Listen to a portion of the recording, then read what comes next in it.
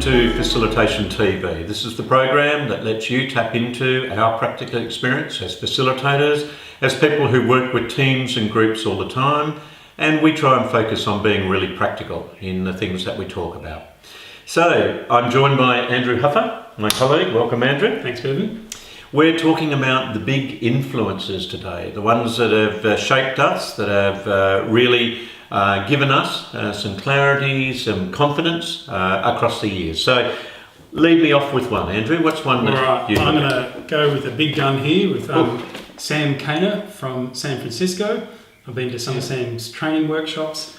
What I like about this reference or this book is it draws on practical experience and gives practical examples all the way through. And I love the layout. It's nice and simple and easy to follow. And here's one of his classic models, the groan zone, which is a really good model for us to try and understand when a group's in trouble and when we really need to do our hard work to keep them moving.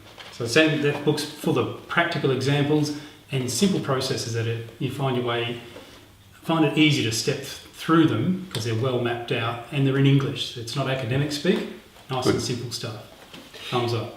Excellent. So thumbs up to that one. A great concept, that groan zone, that you start off, you get things out there, you've got a part where it all ends up, and in the middle is where a fair bit of groan and hard work goes on. So great concept from Sam. Absolutely. One of the ones that I would mention here, Winning Through Participation by Laura Spencer. We are going back. This is 1989. We talked when we first started this series about where did you start your facilitation. This was the very first book that I was told you must read this cover to cover. Technology of Participation, 1989, was good then, is still an incredibly strong basic foundation for anybody thinking about participative group work technology. Really does hit the mark. Laura Spencer lays it out for you step by step as you go through here, and has been the foundation of my 20 or 30 years of facilitation. Yeah, really robust stuff.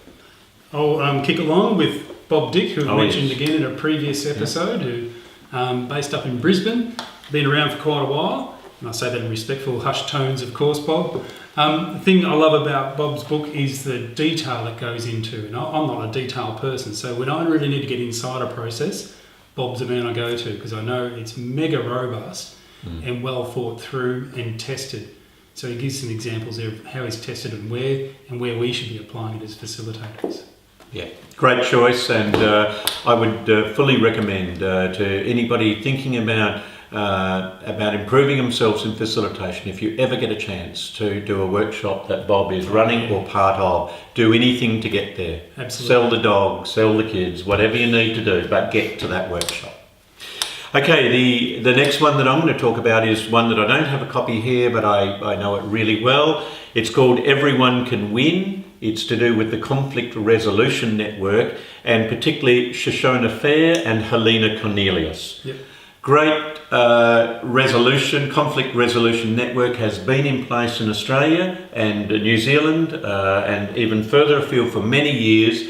The reason I love it, once again, absolutely in plain English, and really gets you to the heart of what is it that you can do in a conflict situation. And we are sometimes faced with conflict situations. It's just an extra bit to have in the back of your mind that's over and beyond straight facilitation process. Yep. My next one goes a bit beyond facilitation, by the Sandman, one of Australia's greatest philosophers, and it's a collection of his short stories. And one of his favourite quotes for me is, "Failure requires no preparation." And I use this a lot as little starter stories at the start or middle or towards the end of the workshop.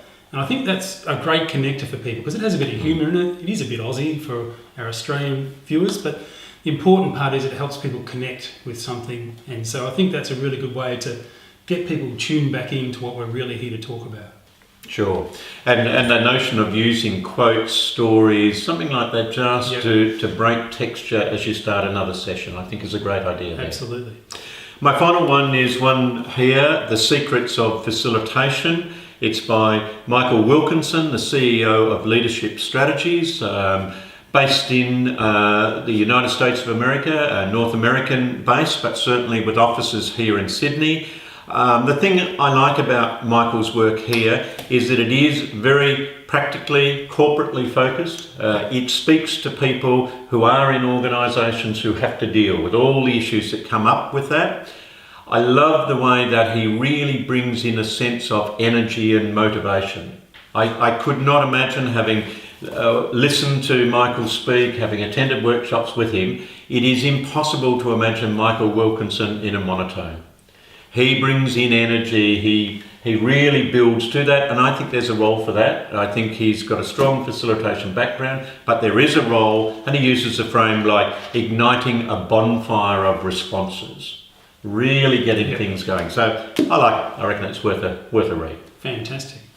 And of course, we've got something readily and easily accessible for anybody watching here is our own Shook, which is called a short book for our top tips in facilitating effective meetings, and that gives you the go-to-woe from start to finish of how to design and facilitate your own meetings. So certainly go to our website and find out how you can get a hold of that.